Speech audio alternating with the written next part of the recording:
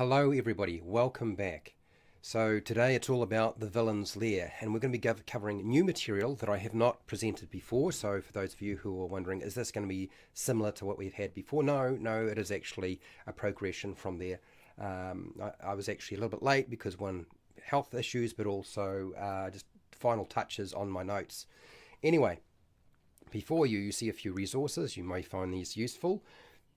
What I have found, unfortunately, on the internet, there just aren't that many resources for villain lairs. Like if you are looking for information that somebody could provide you with, you just won't find very much, and I think that's quite unfortunate. It's quite frustrating actually.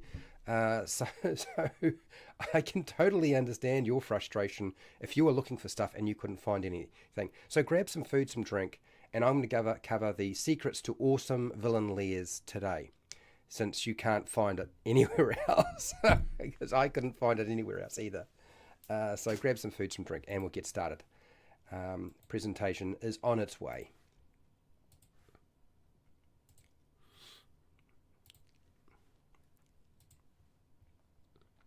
Okay.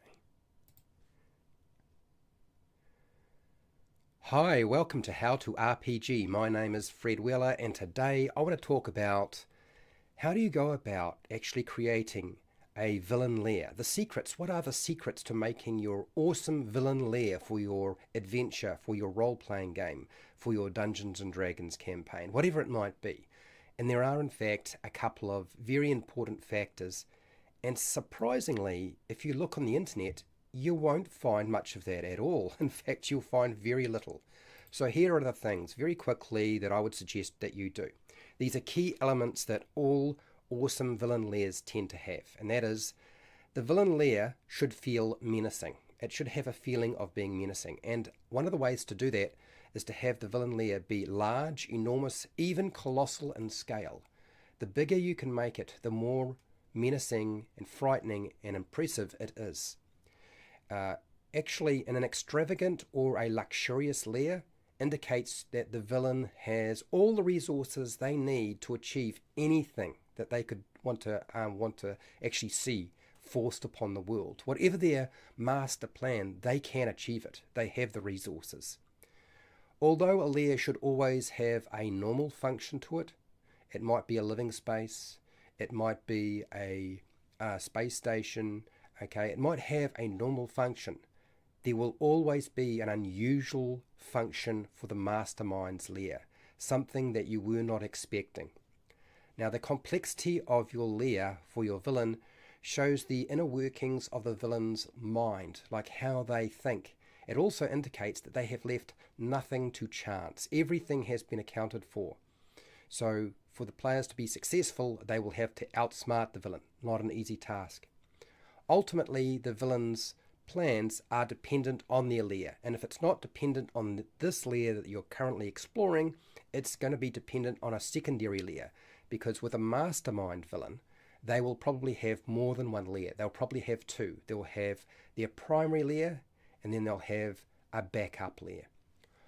Often the lair will be a secret, or it will be hidden, so you cannot find it. But if the lair is not hidden, it will be difficult to reach by travelling to it, whether that's because you have to fly there, travel by water, whatever it might be. So there's always going to be a barrier.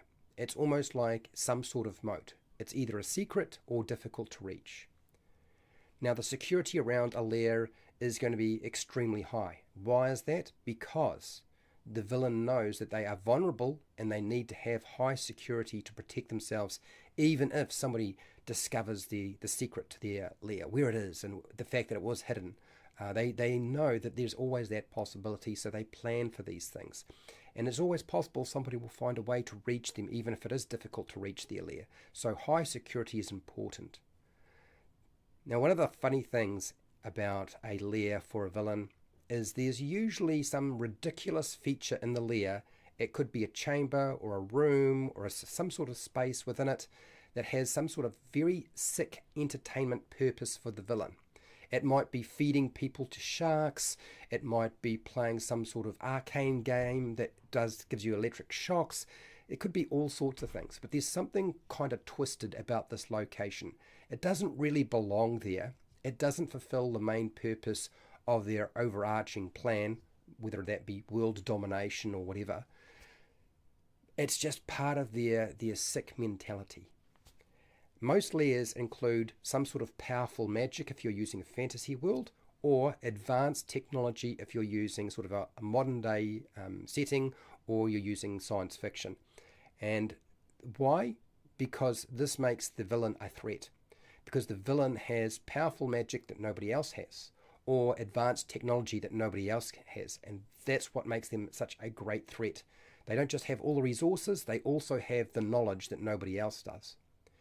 This also means that the villain's lair is ripe for a player character to blow it up, destroy it. And by doing so, often that will shut down any plans the villain has.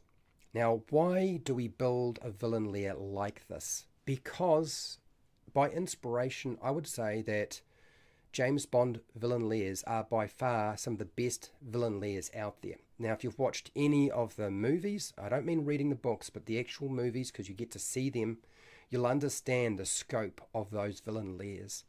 And they all have these aspects and key features to them. And that is my advice, is like, if you want the secret of it, is study James Bond movies. You'll get a lot of various ideas, things that will really work for you. Now, I hope this was useful to you, and if it was, fantastic. I want to thank my patrons who support me so I can keep running this program every single week. And I want to thank you for watching. And hey, till next time, keep rolling those 20s.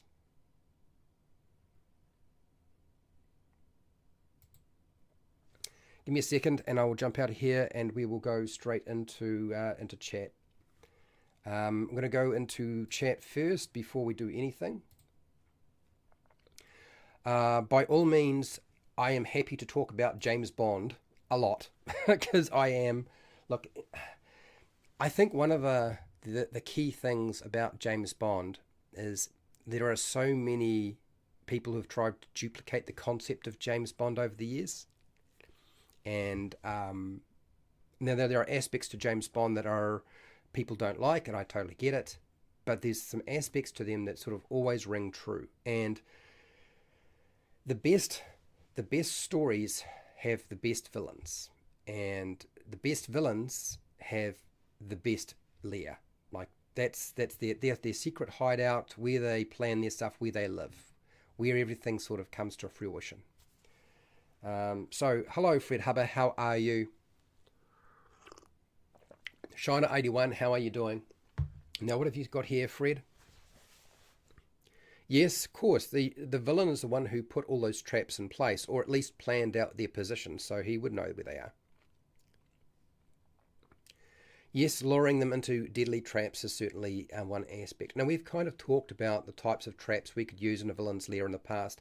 I'm happy to do that again if people want me to do so, but I thought presenting you with something slightly different. I had wanted to talk about James Bond villain lairs, and what I just have done, if you hadn't figured it out, is the key aspects of a James Bond villain lair. Those are the things I just presented to you. With a little bit of a mix, because I know some of you are doing fantasy, not modern day, not doing science fiction. But a good example of, and Shine81, how are you doing? A really good indication of how a villain lair might really sort of stand out. And I did not present that here right now, but we were talking about it yesterday. And that is, in 5e and in other systems, they have what's called a lair action, or the lair does something. And you can certainly incorporate the concept of a lair action into your lairs, particularly when a fight breaks out. There might be something that the lair does.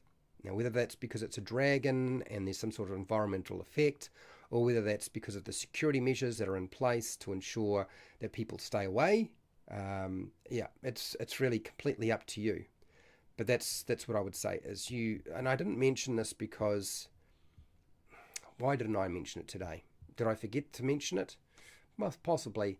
I didn't mention it because it was being discussed yesterday when I was in a Discord group, and I thought, well, I'm going to leave that out. I'm going to just present this one aspect, and the James Bond villain lairs are some of the best ones out there. So one of the reasons why I wanted to sort of highlight this, For those of you, when you think about the Death Star, when you think about the Death Star in Star Wars, is it clear to you by the Death Star and its appearance in the movie that this is the villain's lair? One, you've got Empire TIE fighters flying back and back towards it, yes. But it fulfills, the Death Star fulfills all those aspects that I just discussed. It's extremely large, okay? It's extravagant. It is also quite luxurious in terms of, like, there's a lot of things there that you probably didn't need to have. It has got a normal function, but it's got an unusual function. Okay, it has got more than one function. It doesn't just house troops and spaceships.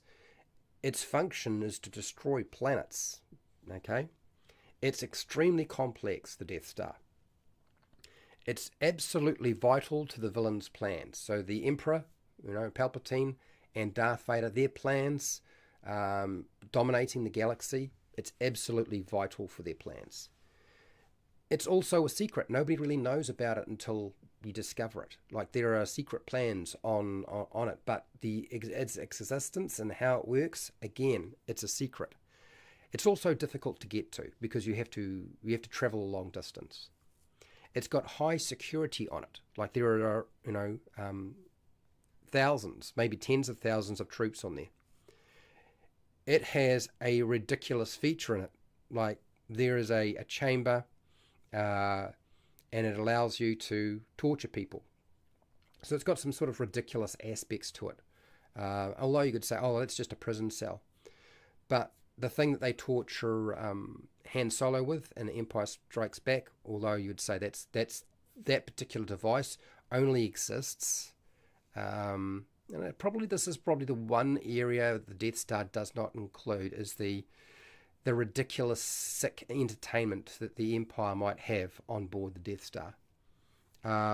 You have the fact that it's a highly advanced technology that nobody else has. And it is ripe for blowing up, which is exactly what they do. So it kind of fits all of the different aspects of a villain lair, okay? That's why I wanted to mention the Death Star. Now, I know for you, if you're running a fantasy adventure, you're not going to have a Death Star. You'll have something else. But a hollowed out moon, or an asteroid, or even a hollowed out volcano. One of the most popular things is to hollow out a volcano, right? You position your villain lair in a volcano. What do you got here, Fubba? The beholder has lair actions that occur before the PCs can see the beholder. Yeah, possibly reaching the entire lair and occurring repeatedly before the PCs can do anything about it. So you can do that, as long as the the alarm system has been set off, then the lair can start to do things that, whether that's to release gas into certain locations, have a sprinkler system that drops acid on them, or a halogen system, whatever it might be. There's lots of different things. Activating traps automatically in certain locations if it's got a monitoring system like a camera system or a scrying system of some kind. I think other things like, does anybody remember Austin Powers and Dr. Evil's Island? Dr. Evil's Island is based very much off the Man with the Golden Gun. He had an island which was basically kind of like a volcano. He owned the island. But there's also an actual, I think it's From Russia From Love, James Bond, and you got a hollowed out mountain that is a site for missile fires and stuff like that. Temple of Doom, Indiana Jones and the Temple of Doom. That's that one location. It's underground, it's secret, it's hidden, nobody really knows about it. You only find it by finding the secret entrance, which of course requires activating the right thing. You've also got Gustav Graves' Ice Palace in, is it Die Another Day, I think it is.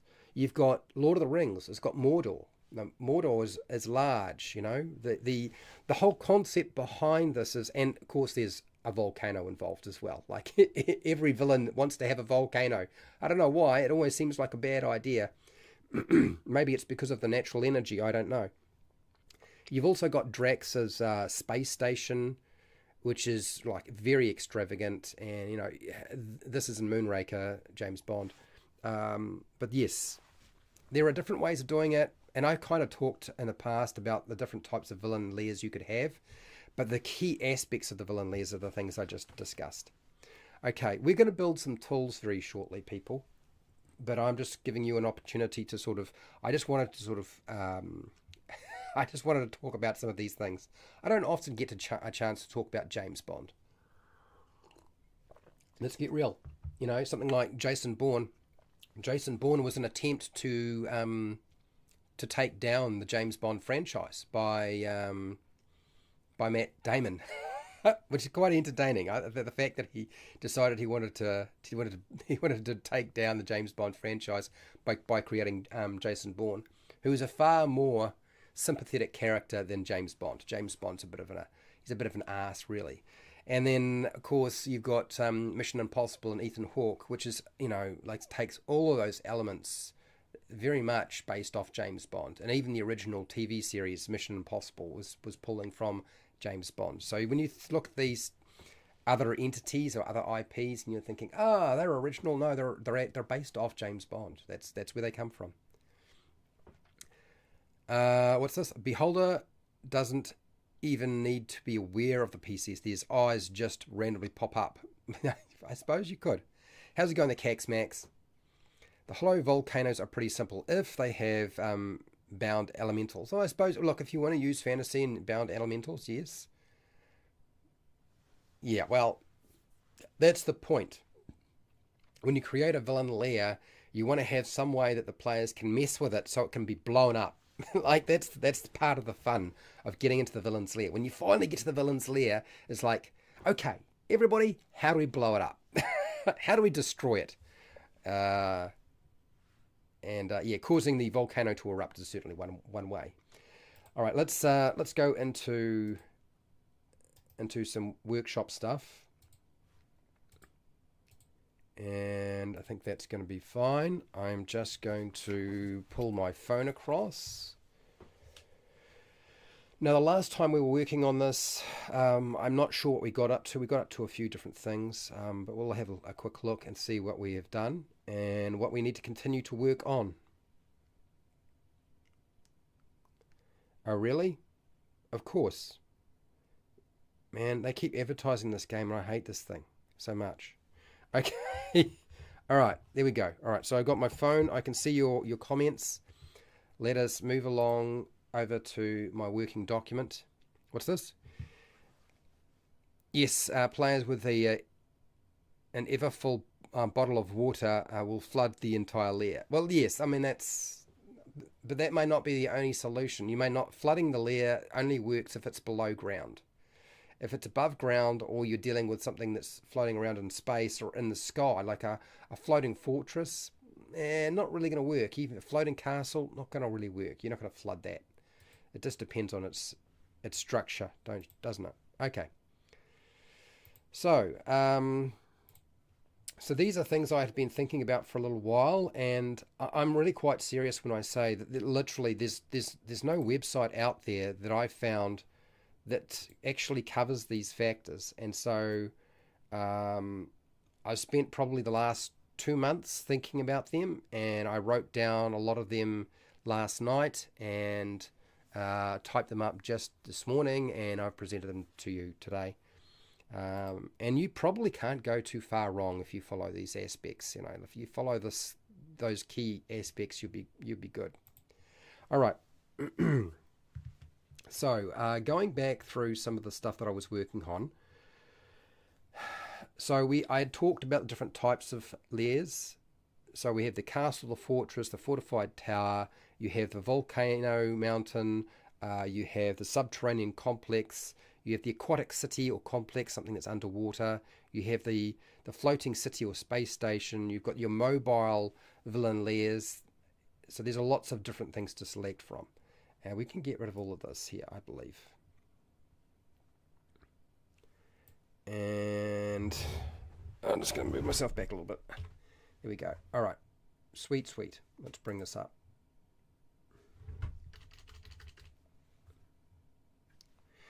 So what is it that we need? What is it you need for your villain lair? What are we missing? It's a hashtag. What information about villain Lairs is missing. You tell me, what is it that you as a game master need to know or have access to about your villain Lairs, or that people need to have access to? And we'll come up with the information that's needed, like whether that's doing a bit of research or having or creating it from scratch. Then that's what we'll do. Axion of the villain plots always involves substances, items that can be made very excited. Needs the fireworks. I'm not quite sure what that means. I'm not sure quite what that means. You tell me what we're talking about there. Okay, all right. So I talked in the past, I think 2 months ago, I talked about secret doors and passageways, secret locations, and their purpose. Ultimately, like things like locks, puzzles, alarm systems, traps, to open them successfully and safely, certainly part of your secret door, and passageways, you can line them with traps if you need to. But usually a secret passageway isn't going to be lined with traps because you shouldn't be getting past the secret door, right? There's got to be some safe points along the way. And there's got to be something that will deactivate it as well. And their purpose, what are they supposed to do? So getting past secret doors, usually it's like a shortcut, or it'll hide like a hidden treasure vault, or panic rooms, or provide an escape route, things like that. And there might even be hidden information that you'll find behind those secret doors in a lair. And really the only secret door or entrance that you don't want to make too difficult, which is kind of a little weird because it should probably be the strongest secret door, is the entrance. But we want them to get into the villain's lair. So often what you might do is like, okay, they find the villain's lair, and if they fail to get through, then something below them falls away, and they fall down a chute into another area, and then of course the villain can then track their movement within the lair if they need to, or at least hold them, as prisoners. But yes, we still want them to get in, and you also need to be really, it's important to make sure that you are happy and can deal with the fact that they're not going to find every secret location or every secret door in a villain's lair. The only one that's important they actually find is the entrance. The others are just icing on the cake, so it's all right if they don't find those. Okay, let's have a see what you've been mentioning. I've not looked into the new core books for how to make a villain lair. Been making them for too long. So right now I can assure you, Fred Hubber, that the Dungeon Master Guide will not help you. And I think the only book that has potentially got anything useful in it around villain lairs is actually Volo's Guide to Monsters. If you're talking about Dungeons and Dragons 5e and Wizards of the Coast, it's going to be that resource, because it does have maps of various locations, whether that might be, hags or beholders, mind flayers, stuff like that. That they're actually got maps in there with sort of descriptions and explanations about what each area is kind of used for. This is the only book that I can think of that currently for 5e has been put out. I can't think of anything for Pathfinder, but then Pathfinder puts out a lot of books, and I don't track a lot of their stuff anyway. If we were looking at anything else, I don't think in my library of books I found anything that was really useful. Usually I'm quite impressed by the Pathfinder Game Mastery Guide for First Ed Edition, not the Second Ed Edition. That's useless, but the First Ed Edition book. But there's not really that much there either, unfortunately. I think it's one of those things that sort of gets left. I don't know why. It's strange. Axiom. The villain's lair must have a way to go bang. Yes, which is why I mentioned it. It's why I actually mentioned it. So yes, moving on from there, where was it? I was talking about secret locations. I'm not going to go into go over all this stuff in detail because I've already covered it, so I'm going to be very brief about this. Alarms and traps. Like I think we included a large number of various traps that you could use. Like I got a big huge list here, and we did talk about alarms and the purpose of alarms and how they could be structured. Like alarms can look very, very different depending on the setting that you're using. But there's a few suggestions there, such as broken glass and bells, and I don't think we included laser beams, but we could write in laser beams there, I guess. Not a trap, laser beam just to be broken so that we know that they're there. Okay, we're not trying to cut them in half. Although laser beams and traps, I suppose you can have laser beam alarms and you can have laser beam traps. I suppose that's not going to be... Yeah, that can be done. Okay, scrolling through here. Was there anything else? Otherwise, I'll just start working on whatever I think is the next thing that needs to be done. Don't forget the unnecessary complex escape route for the villain to abandon their minions to die as the lair explodes. Well, I did actually mention escape routes. Escape routes are always a secret. They're usually the thing that ultimately only the villain is aware of. They don't want anybody else to know about them. Of course, that means whoever builds the escape route for them is probably going to die. Okay, so that's right. We covered types of guards that you could include in your villain's lair: humanoids, animals, monsters, robots. You know, who you might be able to bribe, who you might not be able to bribe. Animals that you might use that might be sort of... I think that we based this on the fact that certain animals you could train to be guards and other animals aren't very easy to train. Big dogs, wolf, lions, bears a little difficult at times. Sharks not really yeah, you got to confine them to water basically. Crocodiles don't really listen to you. Gorillas may. The monkey, yes, yeah, you can do that. Big cats to a degree. Geese. I don't know why we put down geese, but it's funny. Snakes, hornets, and ants and scorpions and spiders, hard to train. So if you can't really use them as guards. They're just going to be a problem. So we covered various monsters too. And of course the best monsters to include in your villain's lair who can actually take orders and will listen to what you want them to do are going to be the likes of golems, androids, constructs, warforged, stuff like that. For sure, absolutely. But you can train certain things. Okay, so we worked through this. The command center. I think I talked about the command center a little bit, and what you would find there. That's probably what we'll do today. Is we will decide on. We will build out. So there we go. There's the escape route and passageway.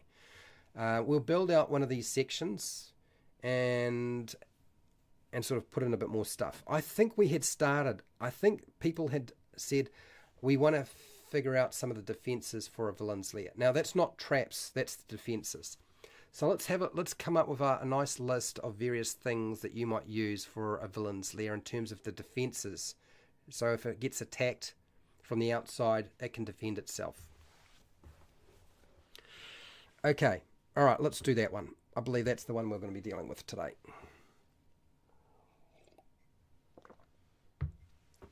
So we're going to cover fantasy and science fiction. I think it would be useful to cover both rather than just one.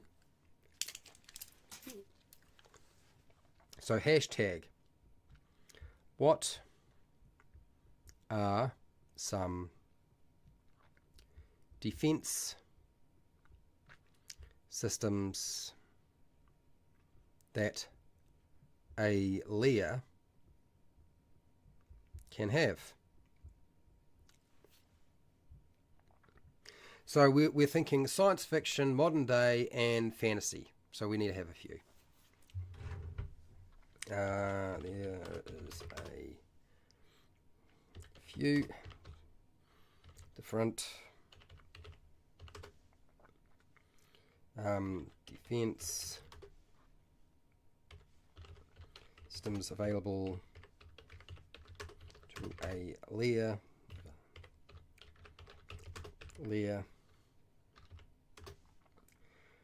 depending on its environment.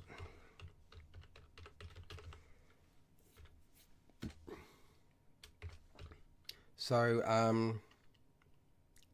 so air and sky defenses.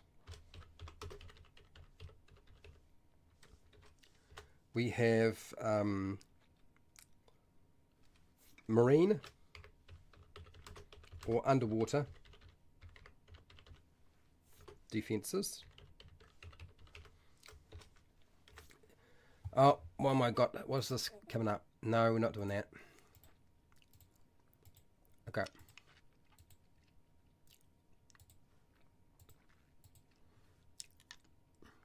And then the other one is the standard, your standard sort of land defenses to protect it from various types of attacks. So,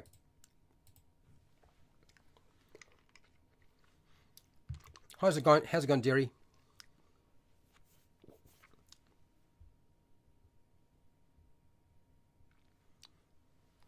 All right, so let's start with the easy one. I think land defenses, we're dealing with castle walls, moat,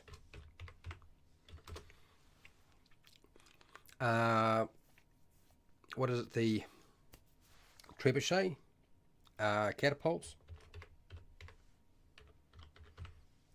I mean, you could say a catapult can be used against things in the air, but really catapult's not really designed for that. It's designed for something that's not moving around too much. Catapult's better for assaulting something on the land. So the catapult, ballista, that's not right.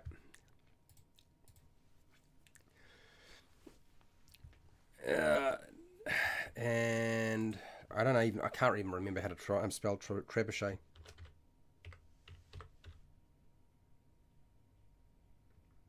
Trebuchet? Oh, that's not it. It's definitely not it.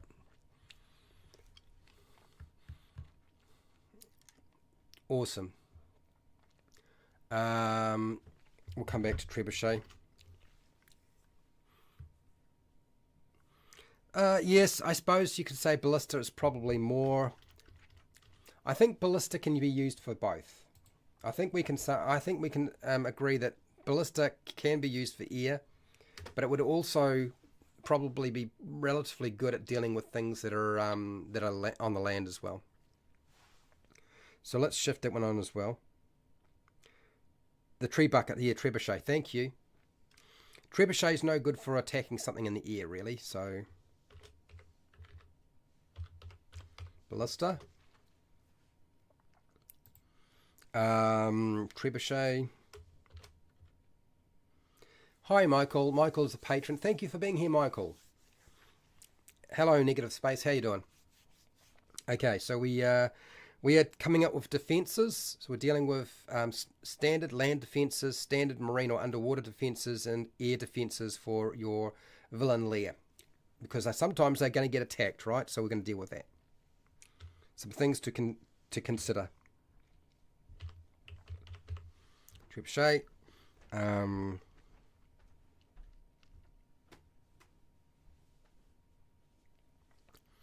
What's this? Yeah, I think you've written in here something else. I think I'm not familiar with it. So let me just type this in. Error.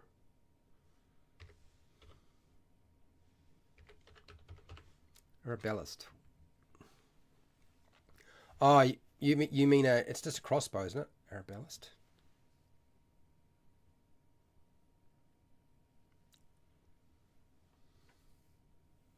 Large weapon. It's a crossbow.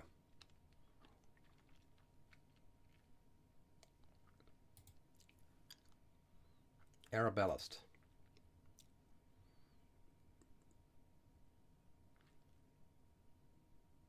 Okay. All right. So it's a very large crossbow. That's really what we're talking about there. Okay. All right. Got it. Pit traps. No, we're going to leave the pit traps alone because pit traps are really more for Not so much defense. They are like, if once you get in, then you'd have your traps, I suppose, within your lair. I suppose you could say you could have pit traps on the outside of the lair as a defense system. But since we've already covered those sorts of things in traps, I don't want to really include traps in the defenses. Okay, we're kind of going over the same stuff. So we're going to look at defenses that aren't traps, because we've got a huge list of traps already in another section of this document. I'm only popping in, but seeing some of the other chat reminds me of how we do make a more interesting escape plan for a villain other than using a invisibility, teleport, or fly. Yep, absolutely. Illusionary terrain over traps, chained. Yeah, again, we're gonna leave traps alone. We've done traps to death. So I guess that makes, so air, in terms of air, I suppose we're dealing with helicopters. Helicopters, airplanes.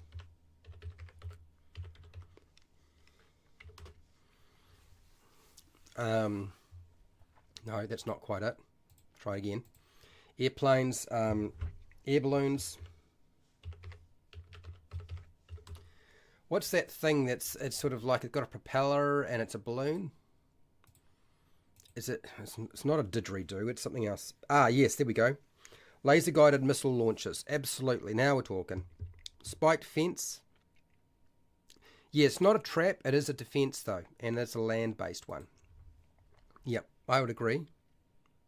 What about mangonel? Mangonel. Gosh, do I know mangonel? Is that how you spell it? Mangonel? No, that's not how you spell mangonel. Mangonel. There we go. Zeppelin. There we go, Zeppelin. To deal with the air.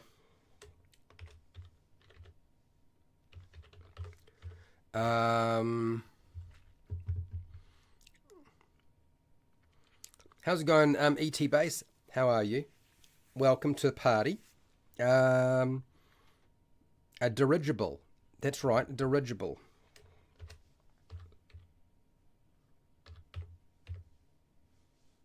Is that how you spell dirigible? Nope. Dirigible. Okay, there we go. Yeah, I got mangonel there. It's on the list. Back to spiked fence. We hadn't had spiked fence here. Castle walls there. Let's go spiked fence.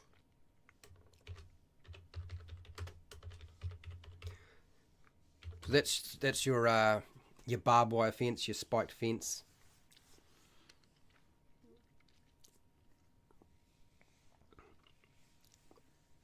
Zeppelin. Yeah, no, we've got the Zeppelins there. It's on the list.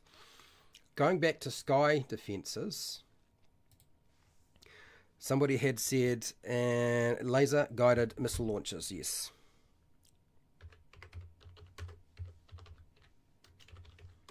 Laser guided missile launchers.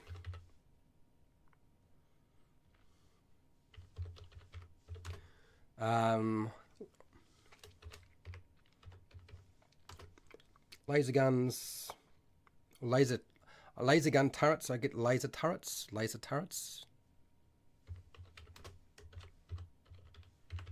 We're not thinking about just laser guns. We're talking about laser gun turrets. Something a bit bigger, right? So if they drop on the boat, they might fall into the yeah. A trench, traps as defences. Well, the moat covers that. The moat covers that. Oh, I think what you're talking about, there's another one. Is it the palisade? The palisade, right? Palisade. I think it's called palisade. That's the spiked wall, correct? Proper villain item, sun gun. Technology used to inserting heat ray, heat projector. We've got laser gun turrets. Yep.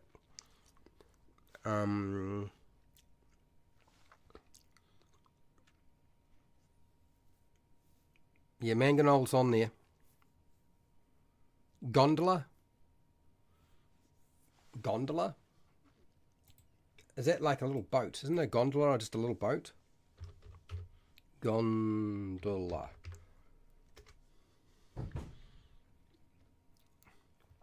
Really? I don't think so. Yeah, it's a gondola. No, I don't think so. It's a boat or a hanging thing. Yeah, I don't think it's going to be a defense. Correct my typo. I'm getting there.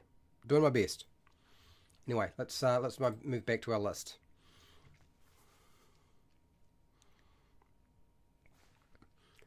Two places by a rope or something else. I see what you're talking about. Gondola. Now, if we use the word gondola, it's going to get confusing sometimes. Is there another word for what we're talking about here? Gondola or gondola cable car. I think that's what we need to say. Gondola cable car.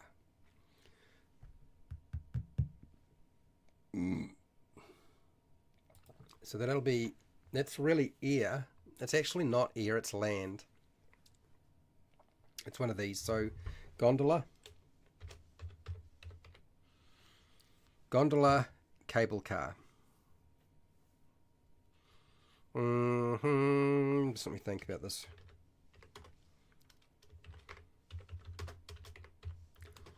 There we go. It's in. A field of pestilent corpses 1 mile wide around your fortress. Hi, Norok. Norok is a patron. Welcome to the party. I'm going to have dinner. Have a good night. No problems, negative space. Thank you for your contribution. We have gondola car, cable car on our list. Okay. So.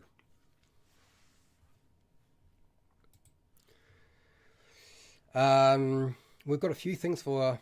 Oh, here we go. So that's missiles. We've got laser guns. We've got... What other sort of modernish sort of things could we use for air defense? Air defense could be... Gosh, what is it? It's like it looks like a Gatling gun. Fires a lot of high speed ballistic projectiles. I think they're used on ships, aren't they? But you could put them onto a land-based lair. What is it called? A flak gun? Yeah, I suppose you could. Yep, flak.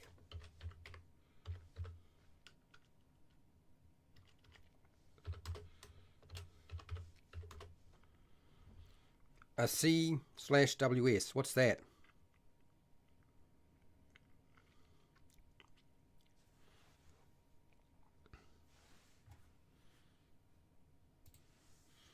What is it called? No.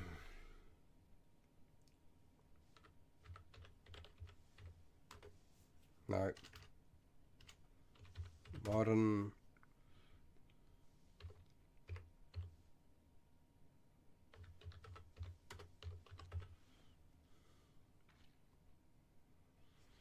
Oh, modern Gatling gun on ships. What's that?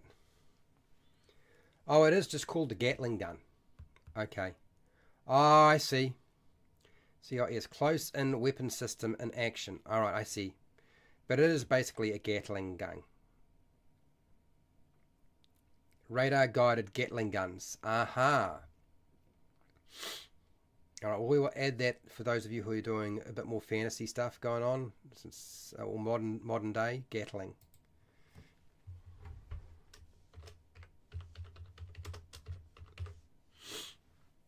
Gatling gun. Yeah, radar. Yeah. Fenlex system. Is that what we're talking about here? All right, let's have a look here.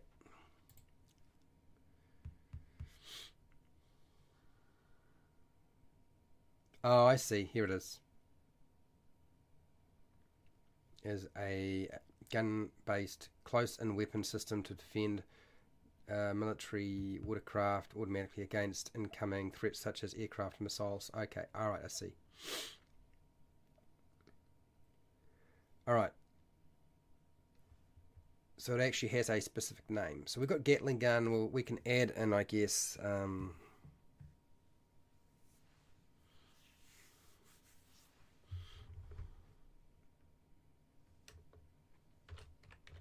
radar.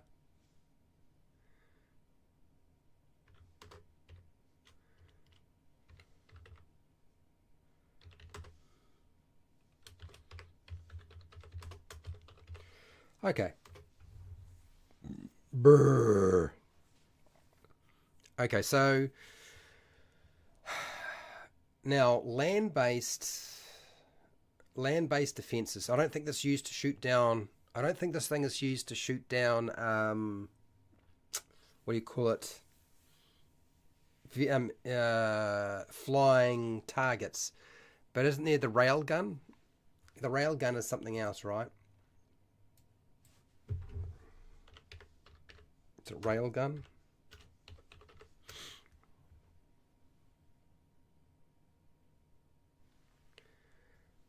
Yeah, the rail gun. Rail gun, spelt rail gun, okay, is a linear motor device typically designed as a weapon that uses electromagnet force to launch high velocity. Okay. Yeah, okay, so rail gun. And it is, I think that's more designed to be a shoot something on land rather than anything else. So we'll put railgun.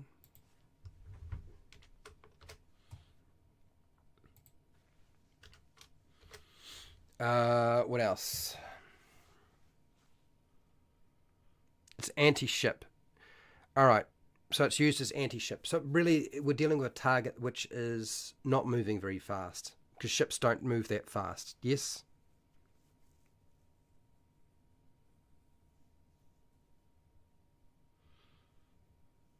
Defense versus air, is it? Oh, okay. Interesting. All right. Right, so we've got them. Now, we have got a few different ideas here. Some fantastical, some not so fantastical. And I think that's the vast majority of it. We've got nothing for marine, though. Marine defenses. What would be marine defense? No, I'm not putting the classic pit trap. As I said before, we've got a huge section, if people aren't aware. Like, we actually wrote down, like, every conceivable trap you could have in a section. I do not want to duplicate the same stuff, so I'm not going to cover any traps as defensive mechanisms. I can type in the word traps, and that'll cover all of it, because we've got a bunch of different traps here. Like, there's so many. So I don't think we want to put this into the defenses. I want the defenses to be a little bit different, a little bit smarter, rather than sort of stagnant, sitting there waiting. So yeah.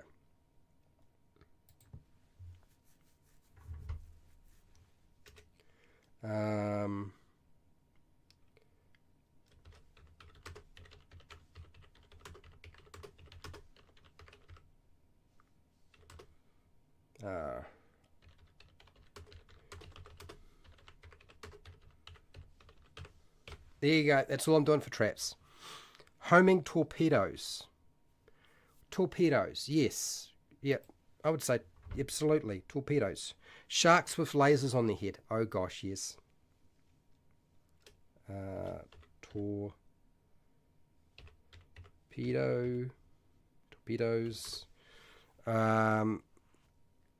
Smart missiles. Okay. We want some fantasy-based defense systems as well. So not just all modern or science fiction-y stuff. Mines, good. Now we're talking. Mines. Submarine net. Let's just put a net.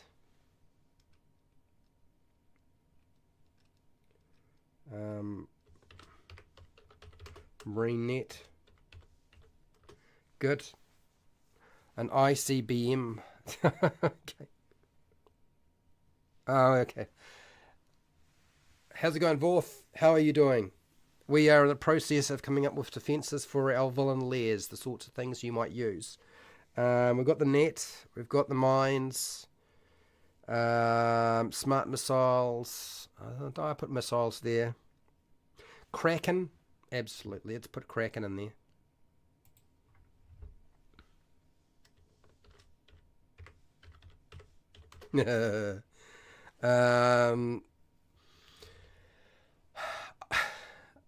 Actually, we have guards already. This is kind of cover guards, so I'm taking Kraken off, and I'll just make sure that that is part of our guard system as a Kraken. How's that sound? Because we have a section on guards here, and guards. And what did I write down?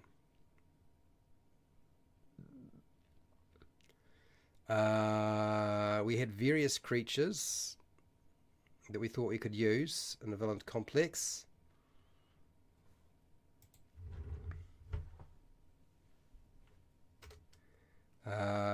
Pseudo dragon.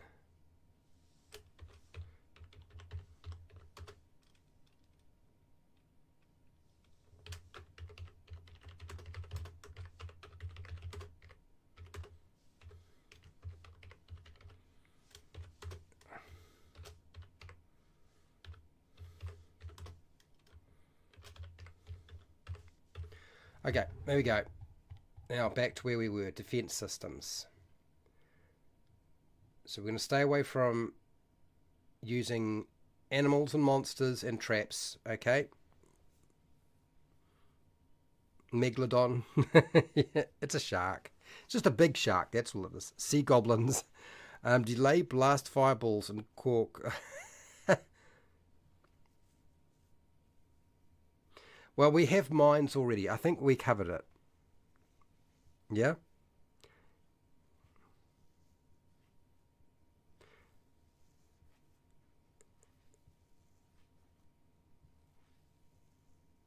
Okay, Derry, you sound like you got some problems to deal with. I'll see you later. Gazer and Watcher are related to Beholder, but less chaotic. Trainable, controllable. Okay, again, like I said, let's focus on our defenses for a villain's lair, and we don't still have that many for marine areas. So, glyph of warding is a trap. Let's just forget about that. Okay, glyph of warding is in the trap section. Good old sunken black powder kegs that explode when it gets close. Okay.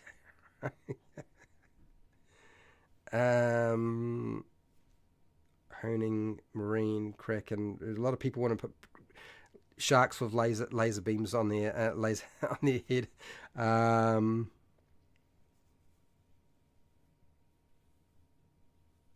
If it flies, it dies. Okay.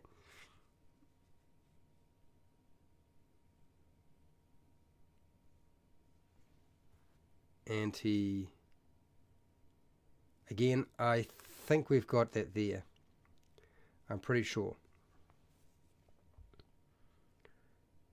Alright. Sweet. False passages, mazes, areas. Let me think about this.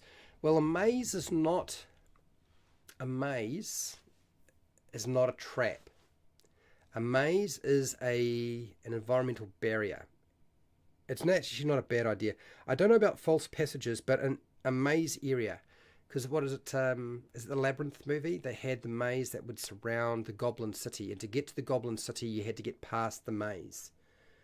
So the maze is kind of forming like a moat barrier or a trench barrier, right? The moat is either filled with water or not filled with water. So actually, I think a maze would make a lot of sense, actually. Let's put that in.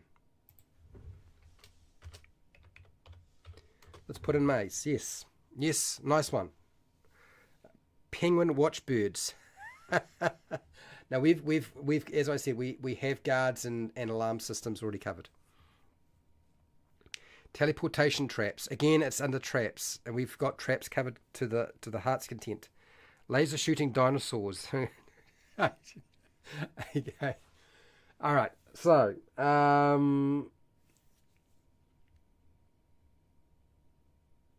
what else would you might have as a defense for underwater? Or for marine? It could be, I suppose you could say a storm system. If we're dealing with fantasy, a storm system. Or a whirlpool. We could do a whirlpool. Whirlpool.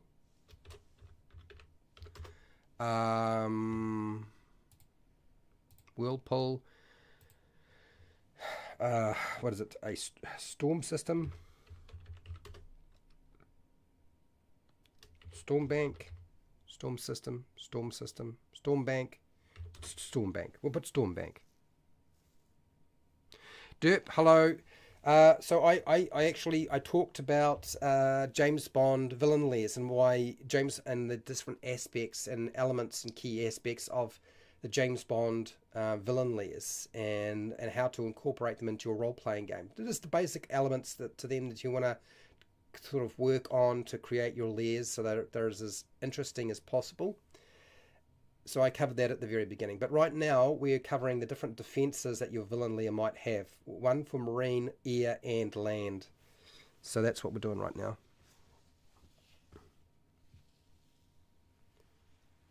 Yeah, Derp, I wish you all got the notifications when you asked for them too. But look, at some point I'll get around and I'll set up a mailing service so that you guys are notified by email with a list of all of the live streams of the week, okay, so that you can come and join them. I don't believe that a mailing list makes any sense for published videos because you can go and watch them at any time. But being part of the live experience, I think setting up a mailing service so that you're notified, so you can see with links to all of them so you know exactly when they're going to take place is probably the best way to go. A flooding system. Yeah, Fred, that's an interesting idea. How's that gonna... A flooding system has to work on land. A collapsing underwater passage. It's a trap. A flooding system. I feel like that's a trap. A flooding system is still like a trap, really.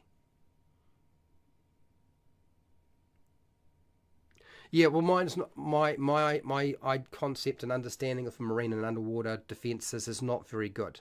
Hence, we have whirlpool, storm bank, marine net, mines, torpedoes, missiles. Can you really use a laser beam underwater? I don't know. What would be a fantasy version of that?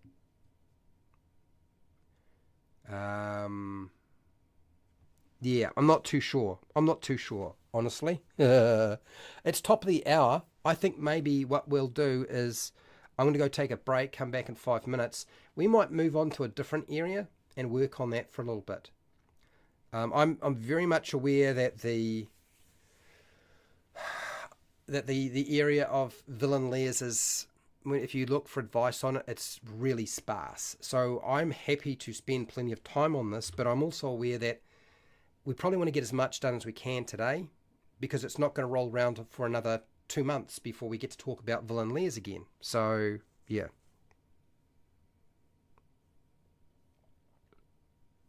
The chains were early anti-sub protection replaced by the nets. Oh, I see. Blue-green laser. All right, I'm interested in... Let's look that up for a second. Blue/green laser. Oh, you're not kidding. It's actually a thing. Far out. Okay.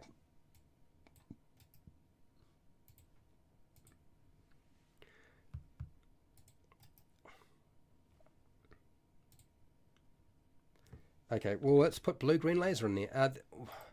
What's the other one? There's a device. What is it? It's a magnetic something. Come on.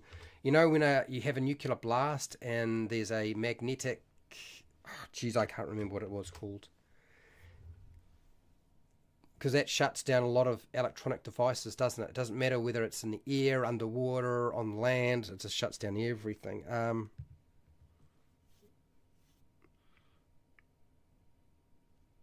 Okay, I see. All right, Derp, I'm going to look that up in a second.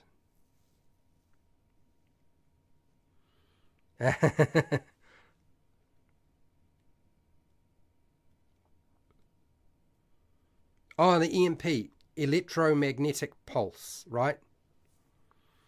So the electromagnetic pulse could go pretty much anywhere. Let's just put it here. No, actually, no, we're not going to do that. Electromagnetic pulse device will shut down all electronic machines in range, no matter the environment. Okay, so we got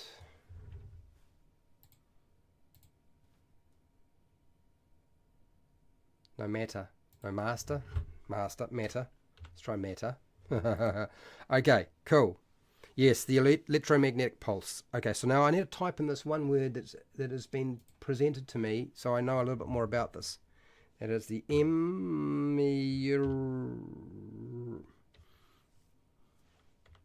T-R-I-E-R-E, I think that's right. Female equivalent of what?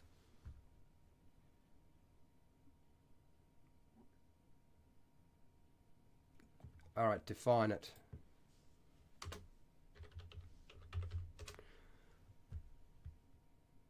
Killer.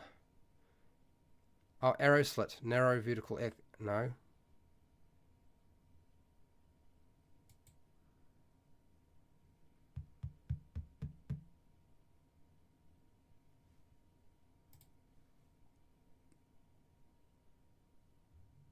Yeah. I mean, you've given me an explanation.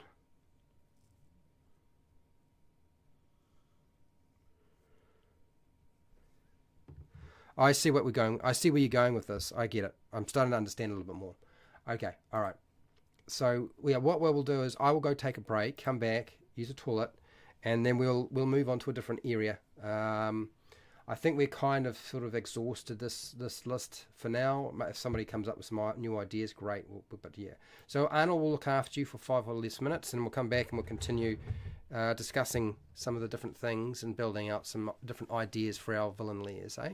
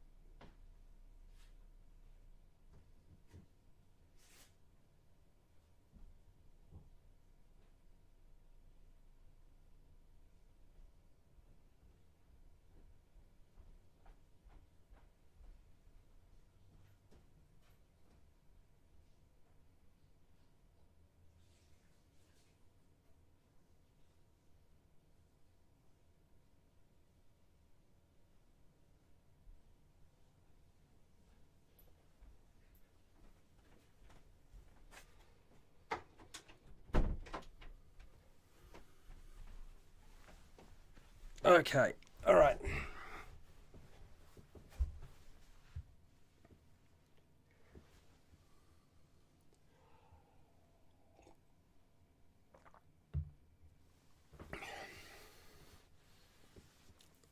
All right, so let's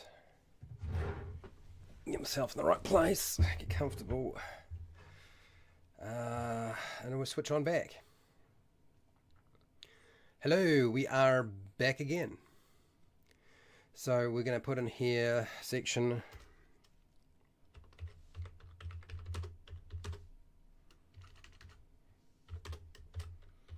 animals, creatures, and monsters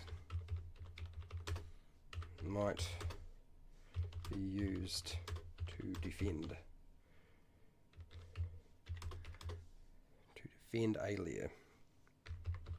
Okay, I'm not going to name all the stuff. I'm just going to say that because we have guards and monsters and creatures already covered pretty extensively as it is. So yeah, so there's our defenses.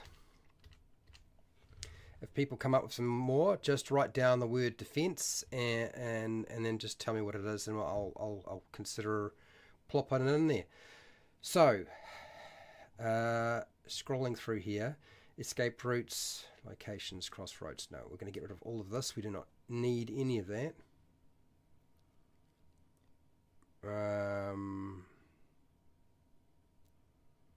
Yep, let's just scroll off that. Get rid of this. I don't know why I didn't get rid of a lot of that stuff to begin with, but apparently I left it there for a reason. I don't know why. It was possibly to remind me about something, but I don't know what it was. I don't think we need it there. Bodyguards, okay. And this section here, our villain quarters. Interesting. I guess what we would be nice is to actually come up with a few different things that the villain has in their quarters. It's a relatively important location, correct? So let's do that.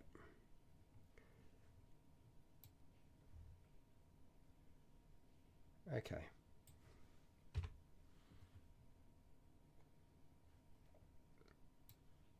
And let's just remove that. Cool. And go up. Okay.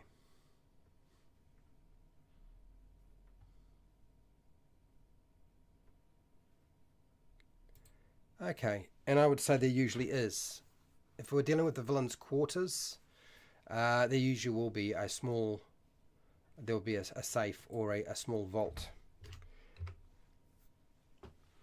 Okay, so let's work on what are the things we find in the villain's quarters. I'm going to start writing some stuff down. I'll let you guys have a bit of a brainstorm yourself. Hashtag. What do we find in the villain's quarters?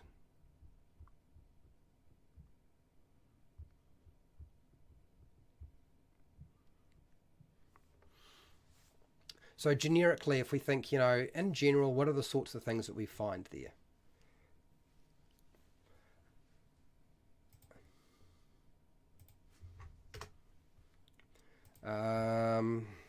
The villain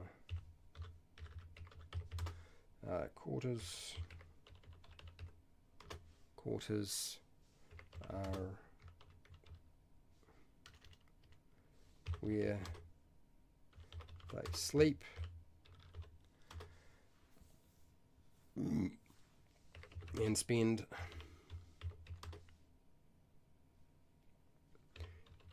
personal time alone.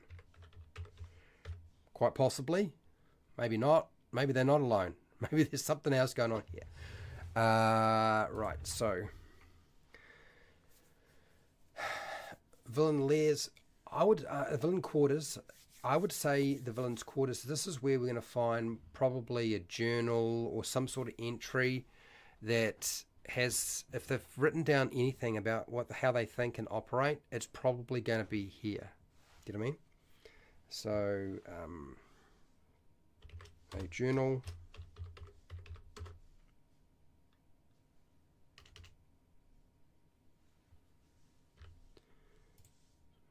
a journal, or journal,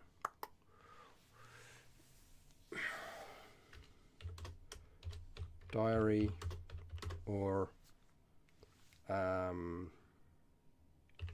computer storing their darkest thoughts and feelings. I would say that's where what we would find there. I suspect that the phone has not upgraded my chat, so I'm just flicking the button now. Let me just scroll back so I can see what you guys have been writing down, because there's a little bit of stuff here. In the area of the gate between the portcullis, holes of the ceiling allow dumping down boiling oil and a torch and other. Oh, I know what you're talking about. Yep. I get what you're talking about. So, oh, underwater volcano vents, murder holes. Yes, okay. Now, all right. So this is. So for me to catch up on all of this, what I'm going to do is I'm going to just flick it back to my face, people. It's probably going to be easier for me to transfer that information over rather than looking at the document and then, yeah, from my phone it's just too small. So I didn't realize that we'd fallen behind so much. Just my phone not updating. A manifesto. Yeah, I guess that I would agree. A manifesto might be something you might have there. A toilet that animates. yeah, I suppose you could say that. A toilet that animates. Yeah, funny.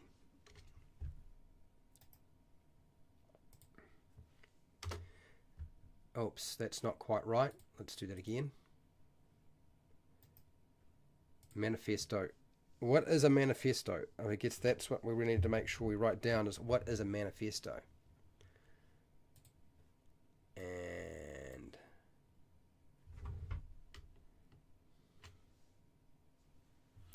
let's do this.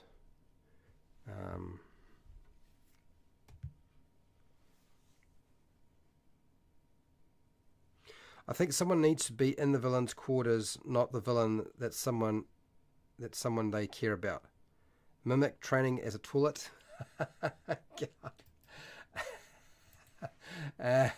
That's what you reckon they would stick that there? I suppose they might. A written statement declaring publicly the intentions, motivations, or views of the possibly copy. Let's take this idea that you've got, manifesto, and we'll drop it into here. Next, but the the B-day shoots poison instead of water. What? Oh, I see where we're going with this.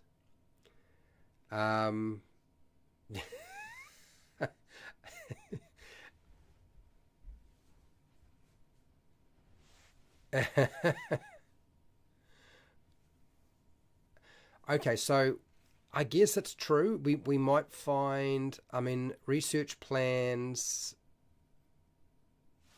and plans may be in quarters, not necessarily.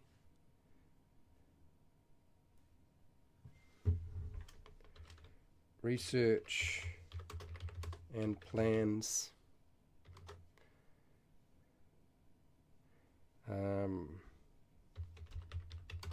Formed by the villain. They might be here.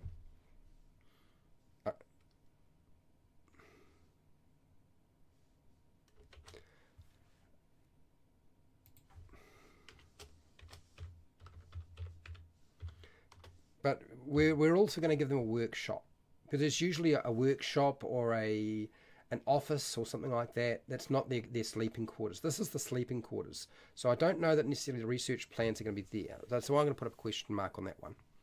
Okay, I don't know that it's necessarily where we would be going with this. Speech to test got me That one. Oh, really? You reckon? You guys are just taking the piss out of me because I'm probably the only YouTuber who's made videos about role-playing games and toilets. That's what it is. I know it is. I am also aware I am the only YouTuber who's ever made a couple of videos about including toilets in your role-playing games. Would I change my decision? No, I wouldn't.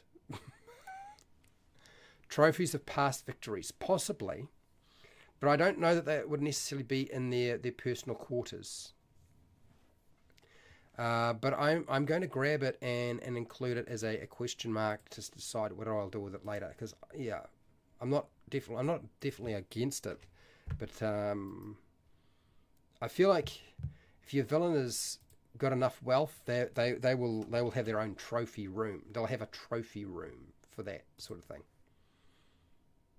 Yes, swords or an axe or a shield or any that he's conquered. Yeah, I feel like that's again. I feel like that's like probably going to be a trophy room. Hobby or pastime activity gear. Perhaps they play hobby or pastime activity gear. Yes, I'm going to put that down. I think that makes sense. It could be communications with who they are working with. Yeah. No, I suppose that's true. A magic chamber pot.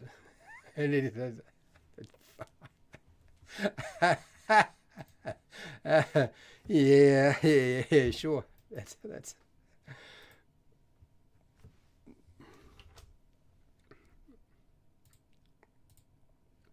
I'm going to put that under. I'm going to include books with that. Books, hobby, pastime, activity gear. Okay, let's include this.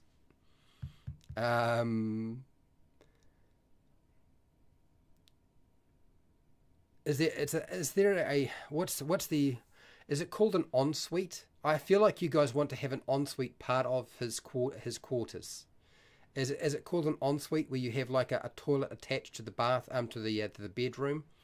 Because this is really it's the bedroom, right? It's the villain's bedroom. Are you wanting an ensuite? Is that what people this is this the important thing we need to include so that we have toilets there and a bidet? Villain's secrets, don't know what, but something that they are concealing from the crew. Okay, yep. Let's pull that and put that there. There probably will be something that they are concealing from everybody else. Something that nobody's really necessarily going to want to be part of. I would agree, absolutely. Ensuite, I believe it's in suite. Let me just type that in and see what I get. The bedpost should definitely have some rope and chain attached to the okay, all right. Let's see. Well, let's keep trying to move in a good direction. I don't know how easy that is going to be. So defenses, moat, murder hole.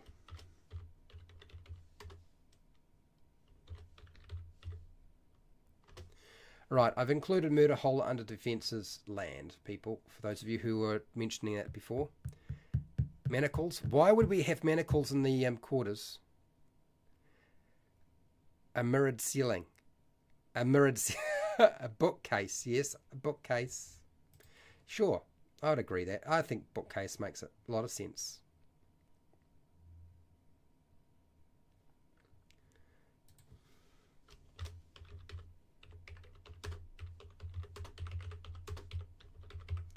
Let's include this. We'll change that around a little bit. And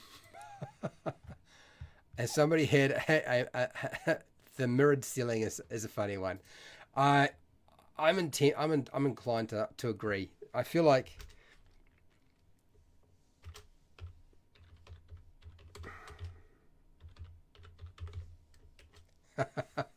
a mirrored ceiling. That because they want to see themselves all the time, right? A mural ceiling, a mirrored ceiling, bookcase, leather suits, an ensuite. Let's get the ensuite sorted out. Like I feel like that's an ensuite, a bathroom, ensuite immediately adjoining to a bathroom. Yeah, let's put an ensuite.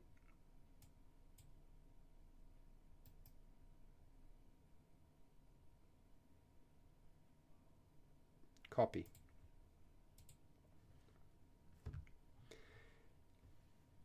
Let's put this in here.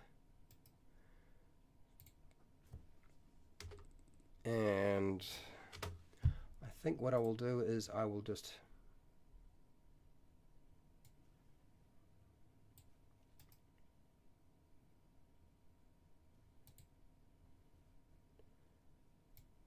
let's do that. I think that's a good idea. Let's add that in. Okay.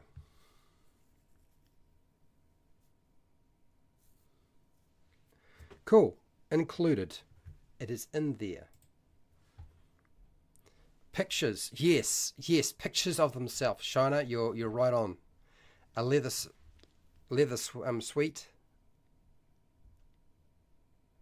A couch, like a leather couch.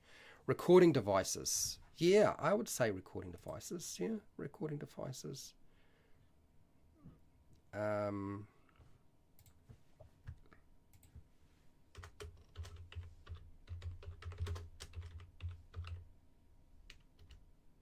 Devices and equipment.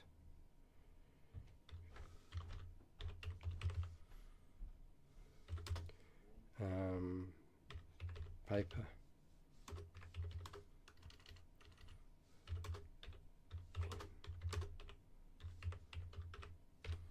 Okay. Let's include that one. A lamppost with hidden weapon. Oh, I see.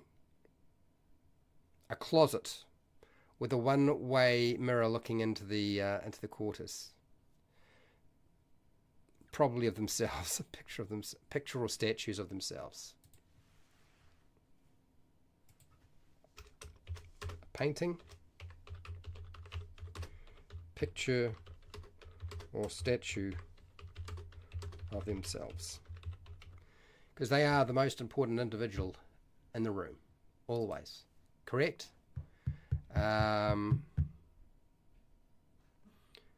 Villain's companion. If the villain isn't there, the party should encounter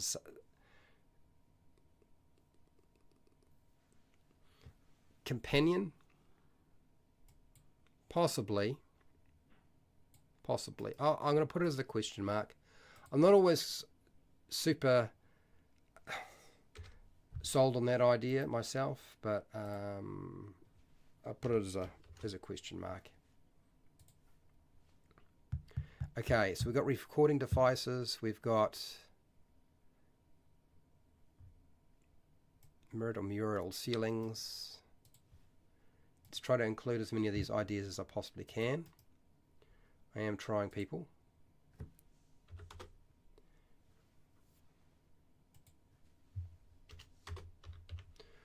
Ceiling.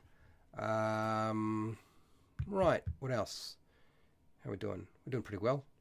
Pictures with the eyes cut out and upside down holy symbols, eerie music.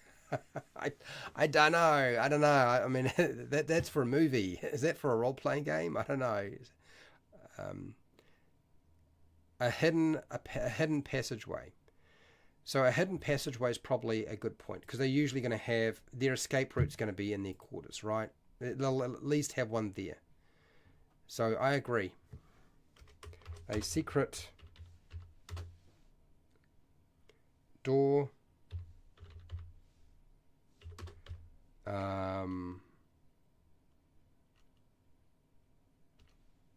Secret door leading to a secret, to a hidden passage way that is an escape route.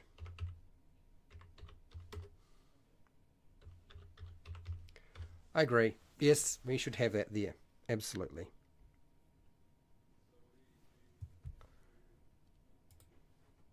Cool, blimey, you guys have got a lot of ideas on this right now. Maybe a cabinet that can rotate into a secret room so you can escape or be protected. Yeah, yeah. So let's put the escape route and put a panic room as part of that, leading to a panic room or hidden passageway that is an escape route. So we've got that we've got it covered now. We've got that one. I've got that one. And I'm definitely not putting manacles and ropes and chains on their bed.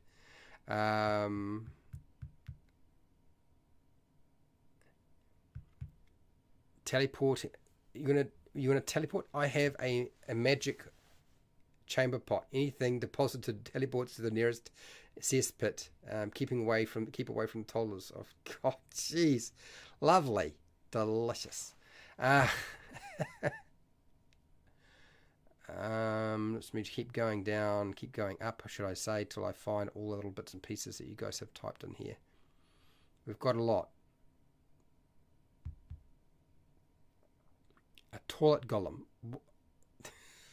Oh, God. Plans for world domination. Captive of the week. Oh dear. Manifesto. Alright. A fish tank with dangerous fish. Shit, you're right, Shiner. It's like, doesn't every villain seem to have a fish tank with dangerous fish? Mortuary with the best. I will include this. I can't count the number of times I've seen a fish tank in a villain's quarters. Although they also have them in the living space area. Like in their living room, they will have a fish tank so that everybody can see it. I actually don't think the fish tank should be in their quarters, because they're not going to invite people to their bedroom unless it's, you know. But yeah, in the living space, yeah, a fish tank with deadly fish sounds like a doable thing. All right, so I think we've got a fair amount there. We had already done a lot of design around the villain's workshop or command center. So I don't know that we necessarily need to do very much more with that. I'm inclined to think we can probably move on from that and do something else. Arch Little, how are you doing, Arch Little?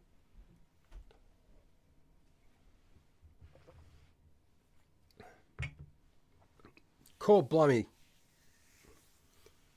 Bucket of 10 keys and a water pump filled. How did we get there? Hang on. I see somebody in chat that I recognize. Is this the person that I think it is? Because I've been trying to track them down for a little while. A room with a locked door, a bucket of 100 keys in the room, is a water pump filled with a bucket of water, and the right key floats to the top. Trapdoor in floor, triggering to which leads either to a dorm or trigger another way to escape. So we've kind of got something like this already. A skull that they keep talking to. This is their best friends. Shit. Magic carpet rolled up by the window. There's their escape route. It just explodes. All right. Okay. So I need to just check this name because I recognize it. And so welcome, little Archer Little. Thank you for being here. I'm doing all right so far, Archer Little. And TNT or TN Taylor, hello, how are you? TN Taylor, notifications. Okay, all right, interesting. I believe, I could be wrong, but I think it's the right person. Let me just check. I'm just checking through the list of names. No, maybe that's not the right person. No, it could be somebody else. All right. So be it. I was hoping I had because I have got some patrons who've been with me for a long time, and actually when they jump into the live chat, I hope to sort of catch them. I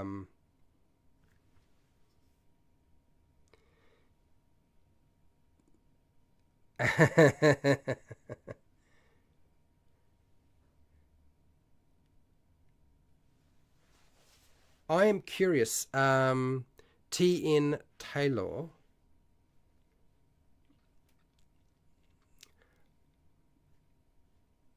you wouldn't happen to know what your no, probably not. The problem is when I send out messages to patrons, they don't actually always communicate back to me. I've just got to wait. Okay. Anyway, let's continue with this. Let's move on to a different section of our lair and build out a little bit more.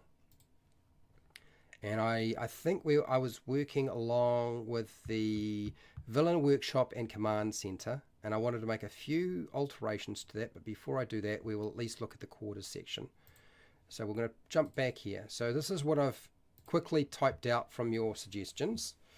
Question marks mean that I don't necessarily think it should be there. It may go somewhere else. I almost feel like a villain's lair is large enough that we have space to have a trophy room, and we have space to have their personal pastimes and activities in its own designated location, rather than their sleeping quarters. Whereas I think their sleeping quarters are probably more for that. And, you know, their workshop or their main office is probably where their research and their plans are going to be. A place for everything. But there are certainly a few things that you guys have suggested that I have written down. So yes, these are the things I've included. So let's have a look at the villain's workshop and command center, which we have already done a lot of work on in the past. I wanted to get rid of most of this, and I wanted to keep some of it though.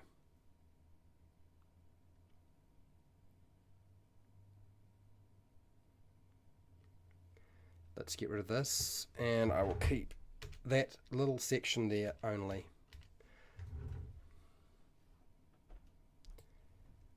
Put this here. Drop that in. Oh, that didn't work. Why didn't that work? It didn't work because that little thing is still sitting there and I don't want it to. I want it to disappear. Go away. There we go. It is done. So we've got that, and etc. Well, I'm not too worried about that particular part of it. It's not quite so important, so we'll get rid of this.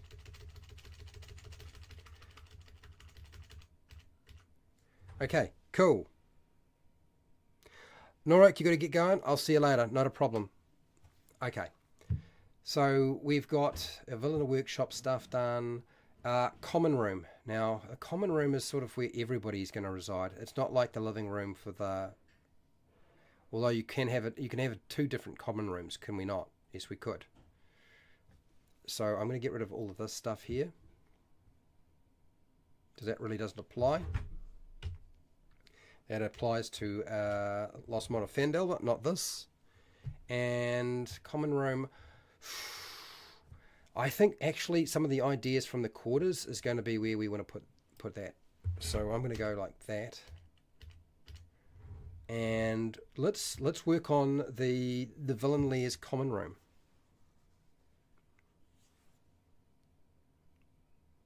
So thank you, Michael, for being here. I'll see you later. Not a problem. So hashtag what is in the villain lair common room or lounge.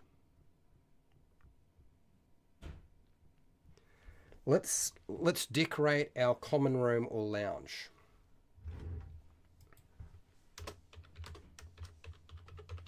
What are the things that you would find? Hello, Dynamancer. How you doing?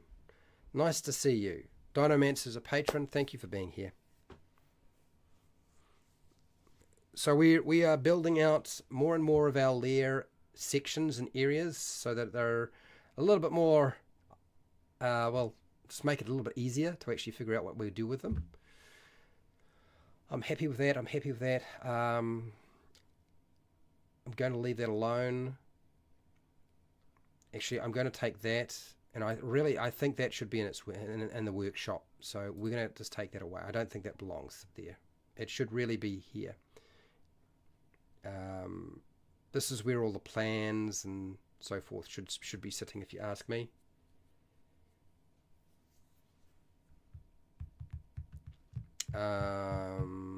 Let's just add it at the bottom for now.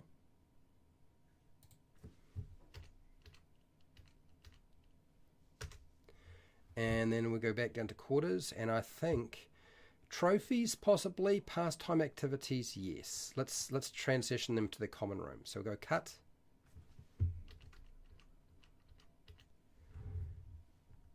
And I think it should go here. These are the sorts of things we would have. The fish tank with deadly fish in it. Yes. Understood. I know I know this was coming.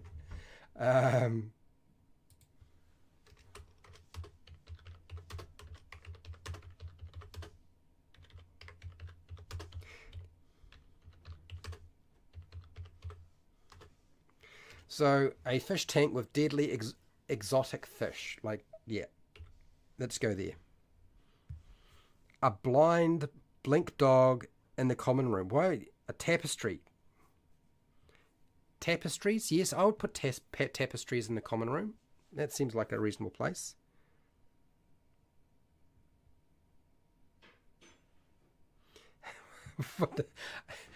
Where did you get this idea from? A tapestry depicting ants farming people plants. Jeez.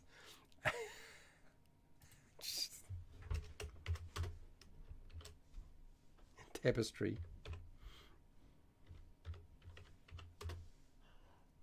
Depicting and it's okay. Ant farms, battles, continuing on. Eldritch Knight weapon bond. 2 drilled encrusted magic item weapons is taken as treasure and simply summons them back. I'm not sure I understand. A council table with a throne. No, I think a council table in a lounge or common room, probably not so much. I think that would go somewhere else. It's not a dining area, and we've got a dining area yet to do. I think that would be somewhere else, Fred. But yeah, a throne. I feel like that's an audience chamber, isn't it? It's more like an audience chamber. Is it really a common room? Probably not. I don't think that's going to be the right one. So let's go back to where the other stuff is that I didn't really think was going to fit. Quarters. Yes, we were going through quarters. Yeah, that was fine. We'll leave that there. Statue, villain companion. I feel like the villain's companion would probably be in the common room. Cut.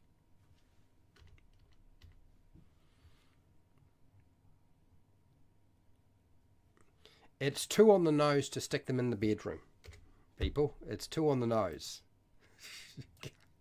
All right, common room. Has a heath, yes, a reclining chairs. So yes, so I think pretty obvious we should have some comfortable chairs, couch, a pair of Dobermans called Zeus and Apollo. I know where this is coming from.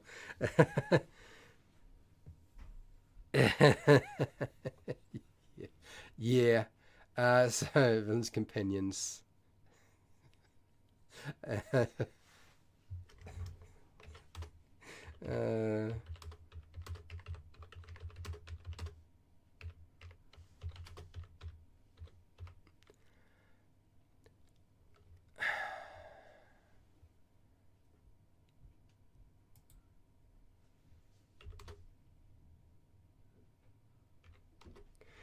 Didn't Blowfold have a cat with a jeweled necklace? Blink Dog. Do you want me to put Blink Dog in here? Good lord.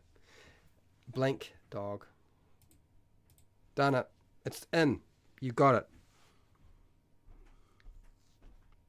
it.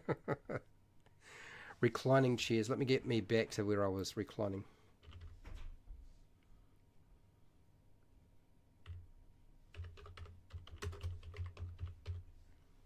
Chairs. A large table.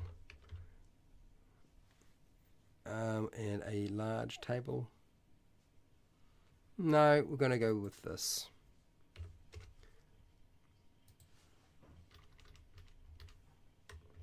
Large table or low coffee table. Okay.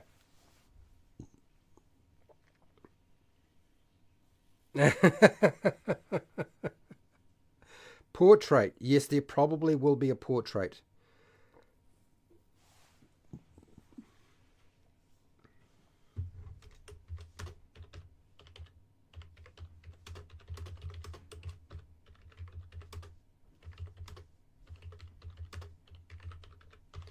So if the villain has family, then I would say villain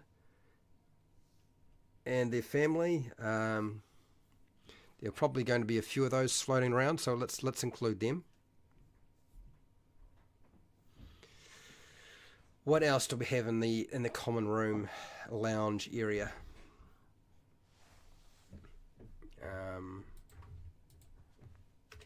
A separate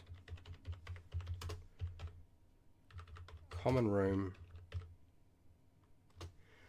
Now that I think about this, storage room, armory, jails, prisons, setting up alarms.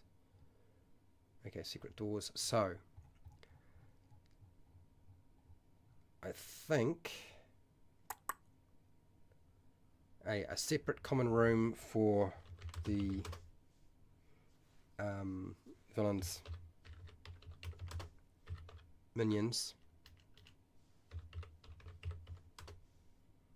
to use, and a private lounge for the villain. Okay. Rugs. Yes, we'd probably have rugs. Tapestry, rugs. No, tapestry. What are tapestries and rugs. Fancy cabinet with fancy decanters. Yes, alcohol is always a factor, isn't there? Unless, of course, they are non-alcoholic villains. Yeah. Cabinets.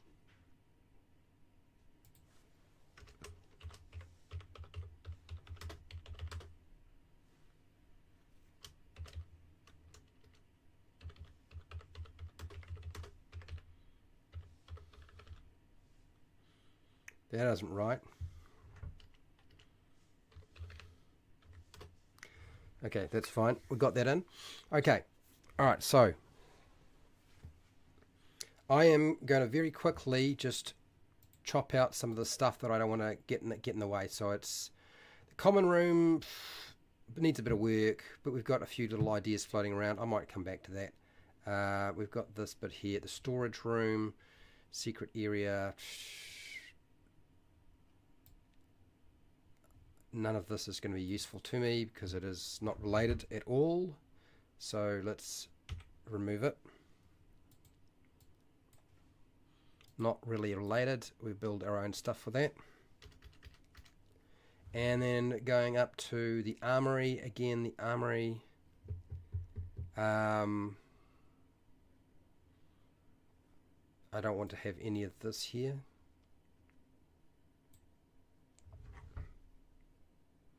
So we'll get rid of that.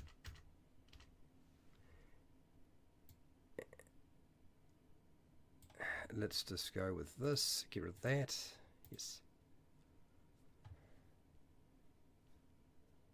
Well, yeah, let's just leave that highlighted. I'll come back to you.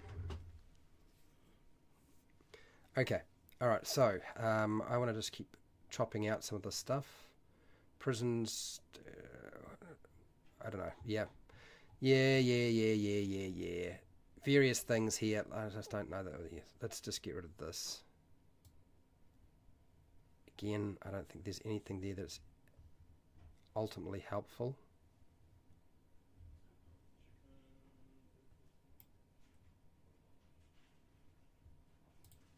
Let's just cut all that out and delete it, and there, and delete that.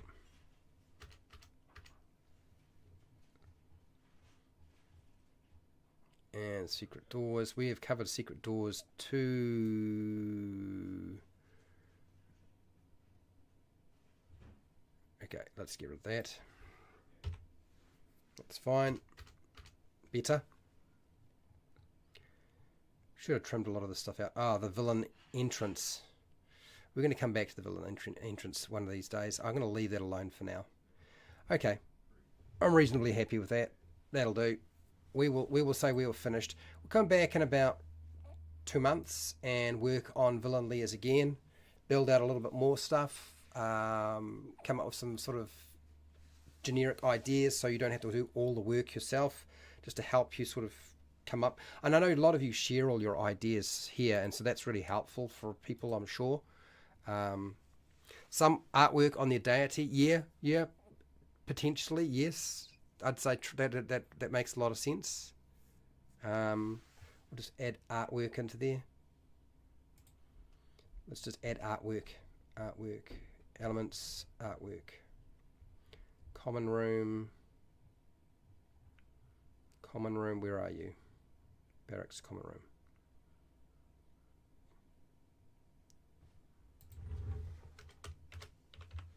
Artwork, sculpture, etc. All right, we're done. I think we are done for today. I think that'll do for now. So what is happening like for the rest of the week? For those of you who are like wanting to know, since you're here, so there's a few of you who are still here, would you actually like to know what I'm going to be covering for the rest of the week? I'm sure some of you might be interested. So tomorrow is Game Master preparation, and Game Master preparation usually means we cover an area. I believe the area we're supposed to be covering tomorrow is magic items, so homebrew magic items, how to go about making them. We almost always build a tool or make magic items during that. So yes, homebrew magic items and magic items in general. There'll be a presentation and we'll do some stuff around that. The Abyssal Elf, some monster lore on the Abyssal Elf is the next day after that from Esper's Emporium of Esoterica. We are building a Bard character creation for Pathfinder 2nd Edition. The next day after that, we'll be doing some complex combat mechanics for Dungeons and Dragons 4e near the end of the week after the character creation. And then the end of the week, I will be covering the free fan-made supplement for Dungeons and Dragons 5e. It's 5e compatible, and it's called Plane Shift Equestria, which is My Little Pony 5e, basically. For those of you who are like, oh, you've got to be kidding, Fred. There are people who will like this, so I know I wanted to put it out there. There is a 5e My Little Pony stuff, okay? So, not for everybody, but I wanted to cover it at some point, and it seemed like a good time. The end of the week, we will also be doing on Wally DM's channel. I'll be with AJ Pickett and a bunch of other people. We'll be doing a one-shot for Shadow Dark. So we're playing through Shadow Dark Adventure, one shot near the end of the week on Wally DM's channel. That's Friday for me, Thursday for North America. So those are the things that I'm doing during the week for those of you who are interested. So a huge thank you to all of my patrons who support me on Patreon so that I can keep running this program. I really do appreciate it. I think it is beneficial to a lot of people. I can see a few people are cringing. Don't worry, there'll be other stuff that's coming along that isn't My Little Pony, okay? But My Little Pony near the end of the week, followed by some Shadow Dark. Anyway, Thank you. Thank you for being part of the chat. If you've been presenting your ideas, don't feel bad if I haven't written them down. Sometimes it just doesn't happen, or it's already there. Like it's nothing it's nothing personal, people. If you've been taking part in the and I don't think I put up a poll today, did I? No, I didn't put up a poll, which I wish I had. I'm sorry I didn't. But anyway, thank you for being here, commenting, watching, rewatching the live stream, all of that sort of thing. So wherever you are in the world, whether it be the morning, the afternoon, the night, or the wee early morning, please look after yourself, your family, and your friends. Be nice to your neighbours, and hey, till next time, keep rolling those 20s.